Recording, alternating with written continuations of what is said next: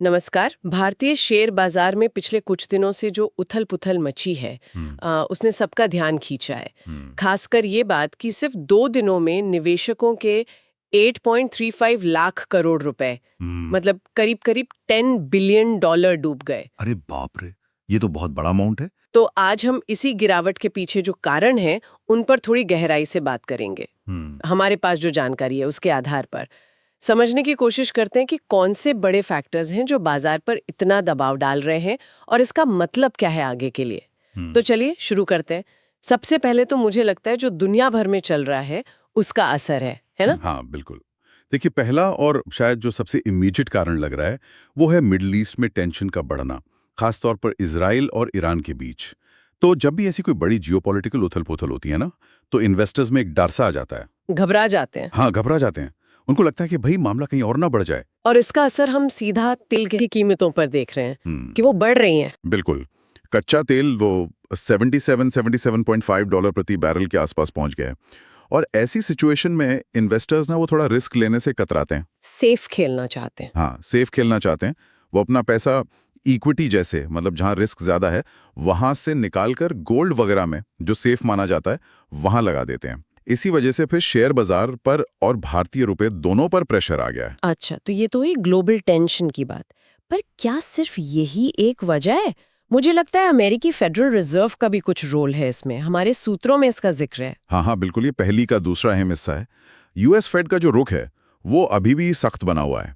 उन्होंने साफ कहा है कि भाई इंटरेस्ट रेट्स अभी ऊंची रहेंगी और जल्दी कटौती की उम्मीद मत कीजिए। अच्छा, भले ही कुछ इकोनॉमिक डेटा थोड़ा नरम भी हुआ हो। हाँ, बिल्कुल। भले ही डेटा थोड़ा सॉफ्ट लगे, पर उनका कहना है कि अभी रेट कट की जल्दी नहीं है। अनुमान यह है कि इस साल शायद सिर्फ 2 ही रेट कट हों। और इसका असर भारत जैसे मार्केट पर कैसे पड़ता है? देखिए, जब अमेरिका में इंटरेस्ट रेट्स ऊंची रहती है या उनके और बढ़ने की उम्मीद होती है, तो जो अमेरिकी सरकारी बॉन्ड्स हैं उन पर रिटर्न बेहतर मिलता है। तो नतीजा ये होता है कि जो विदेशी निवेशक हैं, मतलब FIIs जिन्हें हम कहते हैं, हाँ। फॉरेन इंस्टीट्यूशनल इन्वेस्टर्स, जी। वो भारत जैसे उभरते हुए बाजारों से अपना पैसा निकालकर अमेरिका जैसी जगहों पर लगा देते हैं, जहां उन्हें लगता है कि ज्यादा सेफ्टी है और रिटर्न भी ठीक मिल रहा है। और इससे अमेरिकी डॉलर भी मजबूत होता है, जो फिर हमारे रुपए पर और दबाव डालता है। तो ये फेड की सख्ती और FIIs की बिकवाली, ये दोनों चीजें जुड़ी हुई हैं एक तरह से। हाँ, काफी हद तक जुड़ी हुई हैं। FIIs तो लगातार बेच ही रहे हैं।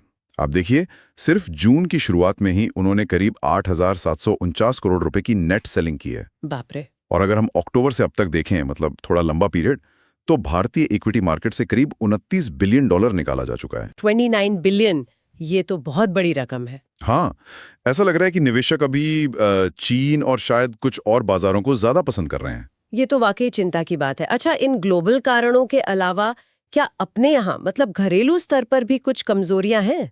आपने रुपए के दबाव का जिक्र किया था। हाँ, वो तीसरा बड़ा फैक्टर है, तेल की बढ़ती कीमतें और कमजोर होता रुपया। अब देखिए, तेल महंगा होना भारत के लिए हमेशा से एक चैलेंज रहा है, क्योंकि हम अपनी जरूरत का ज्यादातर तेल तो बाहर से ही मंगाते हैं, इंपोर्ट करते हैं। हाँ बिल्कुल। तो जब तेल महंगा होता है तो हमारा इंपोर्ट बिल बढ़ जाता है। और रुपए का क्या हाल है? वो भी नीचे आया है। हाँ, रुपया भी दबाव में है।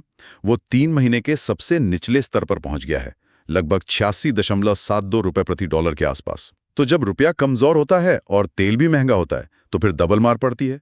एक तो महंगाई बढ़ने का डर रहता है, हाँ। और दूसरा हमारा जो चालू खाते का घाटा है, मतलब करंट अकाउंट डेफिसिट या CAD, वो भी बढ़ जाता है। अच्छा। एक अंदाजा है कि अगर तेल की कीमत में $10 की भी बढ़ोतरी होती है, तो अपना CAD GDP का करीब 0.4% तक बढ़ सकता है। अच्छा। तो ये सारे बाहरी और घरेलू दबाव मिलकर बाजार को नीचे खींच रहे हैं। जी। क्या कुछ खास सेक्टर्स हैं जिन पर इसका असर ज्यादा दिख रहा है? हाँ बिल्कुल, कुछ सेक्टर्स पर ज्यादा प्रेशर है, जैसे IT और बैंकिंग स्टॉक्स। IT क्यों? ग्लोबल वजहों से। हाँ, IT सेक्टर जो है वो ग्लोबल लेवल पर टेक स्पेंडिंग में कमी की आशंका और बढ़ती ब्याज दरों की चिंता, इन सब से जूझ रहा है। और बैंकिंग सेक्टर पर भी इन ग्लोबल इकोनॉमिक अनिश्चितताओं का असर तो पड़ता ही है। और आपने मिड कैप स्मॉल कैप का भी जिक्र किया था शुरू में। हाँ, वो भी एक पॉइंट है। सिर्फ बड़े स्टॉक्स ही नहीं गिर रहे हैं, मिड कैप और स्मॉल कैप शेयर्स में भी काफी गिरावट आई है। और जब ऐसा होता है तो ये दिखाता है कि बिकवाली सिर्फ कुछ चुनिंदा शेयरों में नहीं, बल्कि बड़े पैमाने पर हो रही है। ब्रॉड बेस्ड सेलिंग है। तो कुल मिलाकर तस्वीर ये बन रही है कि एक तरफ ग्लोबल टेंशन है, दूसरी तरफ अमेरिका की मॉनेटरी पॉलिसी, फिर तेल की कीमतें, FIIs का पैसा निकालना और साथ में कुछ सेक्टोरल कमजोरियां भी, ये सब मिलकर बाजार पर दबाव बना रहे हैं। बिल्कुल सही कहा आपने। ये सारे फैक्टर्स एक साथ आ गए हैं अभी, और यहीं पर एक बड़ा सवाल उठता है, मतलब सोचने वाली बात है कि आगे चलकर ये ग्लोबल और घरेलू फैक्टर्स किस तरह से बैलेंस होंगे, और क्या भारतीय अर्थव्यवस्था में, मतलब हमारी इकोनॉमी में, वो अंदरूनी ताकत है कि वो इन बाहरी झटकों को झेल सके। हाँ, ये देखना वाकई बहुत अहम होगा। बिल्कुल। इस पर नजर